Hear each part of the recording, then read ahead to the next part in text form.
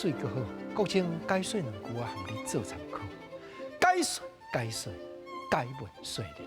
好朋友国清今日要招你来听一条老歌的歌词，港口情歌。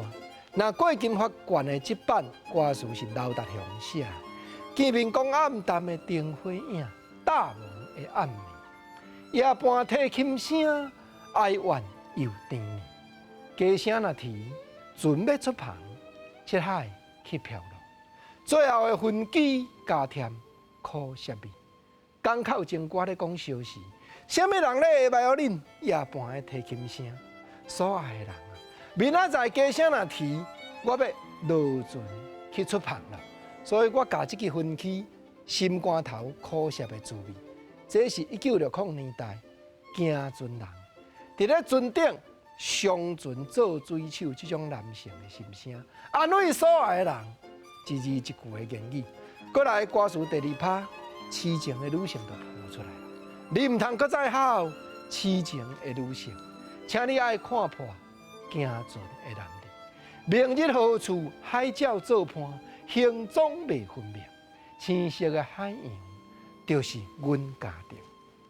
你想到另外一条老歌叫做《港都夜雨》，歌词嘛是讲海风冷冷，吹挺心情，飘浪的男性为了女性毁了坚定，海面做家庭。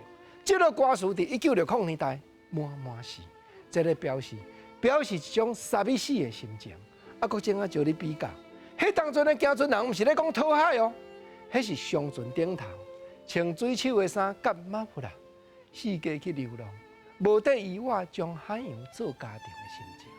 过来第三趴的歌词讲，弯弯的天边月照落在海面，浮出咱形影，相爱又相亲。海风乱吹，波浪无情，船去不再回，离别的接吻，港口的相见。是啦，高正头拄我讲，较早的老歌，共歌名，有当着啊作词的人无共。你讲港口情歌，吴振华灌一版，迄是庄启成作词。啊，那郭金华灌一版是刘达雄写的歌词。离别的接吻是冷淡的气势。港口的情歌是悲歌，是哀歌，是你咱要相思的三件事。